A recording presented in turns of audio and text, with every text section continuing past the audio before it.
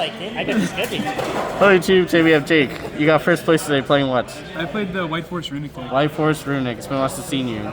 You enjoying Yu-Gi-Oh again? It's pretty fun. It sucks that Unchained got hit, but I'm still having fun. You're playing White Force Runick, right? 40 cards in the main deck? Yeah, I played 40. Alright, this is your third iteration, I think, of the deck. Yeah, I played it with the toy cards first, and I just bricked on all the bad toy cards. And then I tried it with Centurion cards, and then I bricked on Centurion cards that didn't do anything in my hand. So I tried this as well as a way to like get your plays going when you're hand trapped, when your normal summon gets hand trapped, and I found it really effective. Nice. Sorry about the sounds in the background. For some reason, people are playing Beyblade. Yeah, anyways, let's start with your main deck. Sure. So for the main deck, I played 3 LZ out of the White Forest. So this card, the effect is pretty self-explanatory. It specials itself from hand by pitching a spell trap. But the reason that you play this one over a Stellar, which I don't play a Stellar in my list, is because a Stellar is like a hand trap magnet, right? It's a level 2 that you normal summon. You can hit it with Ash, Imperm Veiler.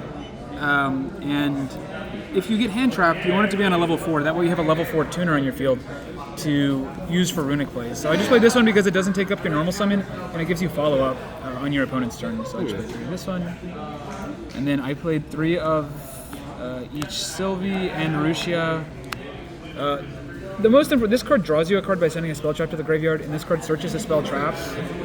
Most of the time past turn 1, you've already searched the spell and the trap, so this is basically just a blank level 4 body.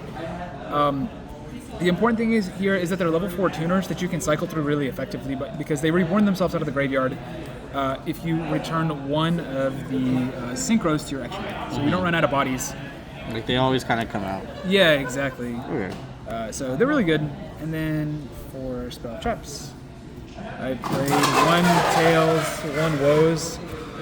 Tails is a Rhoda for any of your White Forest monsters, as long as you control a spellcaster or an illusion. And then this one allows you to special summon a White Forest out of your deck, and then perform a synchro summon on your opponent's turn. Nice. Most of the time this ends up with a Book of Eclipse.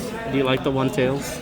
Yeah, I like it. In some of the other iterations of the deck, I was playing more than 1, and I was just breaking on this because I couldn't get an illusion or a spellcaster on my side of the field. Which I think it's very good card design because like this deck, it doesn't have any 1-card combos by itself. Like you need something else to play, and I just prefer this direction that like this card design is like going, because it's not this card isn't like Bonfire or anything like that. You need another card to actually play. Yeah. So it's a breath of fresh air, and it's really fun to play.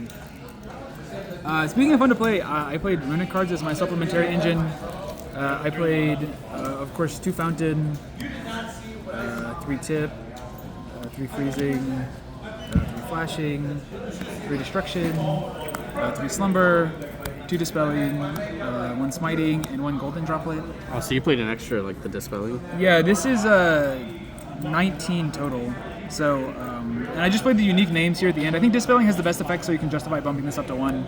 These obviously they're worst ones, but you really need to like sync. Like you needed a lot of extra bodies during the combo. Like during the combo, you go through 2 Hugin, so usually you need like 2 unique spells to special summon, and then obviously like in a grind game, these cards are like better than anything in the entire game, in my opinion.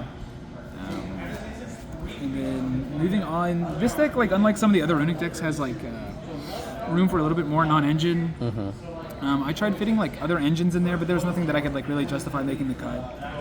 So I just played extra non-engine. So I played 3 evenly. It is really like impactful if you can find a way to bait like the Desiree most of the time, because evenly does clear up like the Snake Eye board. It clears up like the Yubel board. Obviously it's dead against Tenpai, but you normally have a really good matchup into that deck anyways. So I found it the most impactful non-engine. And then the next most impactful card that I found, even going second, is I played 3 Skill Drain. Obviously this card is like, it's probably going to be gone in like, next week, but I'm enjoying it while I can. It's very, very strong in this deck because you can turn it off whenever you want. Yeah. Because all of your White Force cards send for cost. And then you can add this back out of the graveyard really freely using one of the synchros. And then I had room for 2 more cards, so I played 2 Talents. I found this card to be like really impactful to draw off of your Runick Fountain, because you can draw into it and it gives you value at any time during the turn for the most part. This card is almost always alive as well. Okay. So all the hand traps? Yeah, just all this is just non-engine. Yeah. Oh no, it's like people play so many hand traps that it's always... Yeah, of course, yeah. And then for the extra deck, I played 2 Hugin and 1 Gary. I don't think that this was like enough. Probably like I do kind of want to play one more Hugin and maybe even like one more Gary. But I just tested with 3 today. It's enough. You have to manage your resources like correctly, as opposed to if you played 5 of them, you probably wouldn't have to manage them as correctly. But I wanted to find room in the extra deck for other stuff. And then the engine requirements for the White Forest monsters is quite small. You just play the 3 synchros. One of each. Yeah, so this card is a Rhoda for any White Forest or Spellcaster Tuner. So this card, any light Spellcaster in your deck. This card is a Book of Eclipse. It's not once per turn. And then this card is lets you add back a spell trap out of your graveyard. And then when your opponent activates a card or effect, you can send a spell trap from your side of the field for cost to special summon any Synchro Tuner from your deck. And the 2 Synchro Tuners that I played from my deck is I played one Zapper Shrimp, and I played a Coral Dragon as well. This was coming up quite frequently, like when I needed to like draw cards or to make a level 10, because this card is a tuner as well. And then the removal effect is situational, but it does actually come up. It also is if you also use one of your White Force cards for cost, like the trap, it is sent to the graveyard by a monster effect. Same thing with Hugin. Oh, for a coral. Okay. Yeah, so it's free fodder to add them back. And then for other synchros, I played one Tri-Edge. This helps you like bridge into 10s easier and draws you a card. And then the only 2 10s that I played is I played one Changi and I played one Chaos Angel. The one card that I want to find room for is the Ice Jade Synchro. It just gives you a lot of recursion because it comes back from the graveyard. And then it makes your board like very difficult to deal with. But these 2 are really good. These 2 cards are very difficult to add, especially with Runick cards backed up with them. And then I played the one SP. I think every single extra deck ever plays this. And then for Xyz, I played one Daigusto Emerald. This is the card that I cut for another Hugin. It lets you draw a card, and it's if it sticks on the field, sometimes you can protect with some of your Runick cards. You can shuffle back a lot of your extra deck resources. Yeah. You can already recycle most of your main deck cards in Engine, but this I found this really useful in shuffling back extra deck pieces. Yeah. And then I played Baguska. When I was testing other versions of the deck, I was having a really hard time in Tenpai matchups or matchups where I was getting hand trapped a lot. I wanted something that was like powerful to end on. And Baguska is very easy to make in this deck because you just normal summon at level 4, special summon Gary, make Baguska obviously. And I was just making it as a part of my end board piece. I was just ending with Runick cards and Baguska, and then once I added the Baguska, then you had the option with the trap to Book of Eclipse or the other synchro here to try to have another format interruption. You can Book of Eclipse twice on your opponent's turn since the synchro is not once per turn. And then I played one Typhon as well. It doesn't come up. I have thought about cutting this for the Ice Shade synchro as well, but it's one of those things that comes up like in weird game states, and you probably regret it if you cut it. Okay.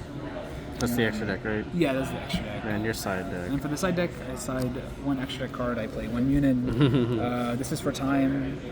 And I guess in theory you could side this in against like if your opponent's like going to Cosmic you, but this is strictly for time. And then more time cards. I played 3 Dogwood. Of course, it's unfortunate that like Lacrima is a part of this format, but you don't really have much of another choice because you would be like conceding your game 3 up against like any sort of Fiendsmith deck because the Runick deck takes quite a long time to play. Yeah. And then I played 3 Phantasme. I just kind of threw these in last minute.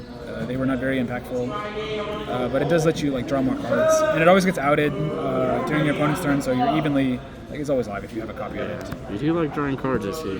Yeah. These should probably be more chummies. I just don't have them. And then I played 3 Nib. This is for like. I usually only side this like going second. It had a lot of value for me today because like I think a lot of people don't expect Runick decks to be playing Nib, so they're more frequently playing around cards that target and destroy or an evenly matched. So Nib had a lot of value for me today. Okay. And then I play the one Veiler because you can search it off of a Stellar. I don't main deck it because I don't think it's like particularly impactful, but it's an additional search and it helps your side patterns because you obviously side out evenly matched when you go first. And then I side Ash. This is mostly, obviously like I don't really side this in. I side this in primarily going first because it's like a generic card that you can side into every single matchup.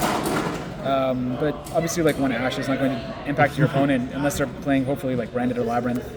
Yeah. And then the last card that I side decked was one Rivalry. Nice.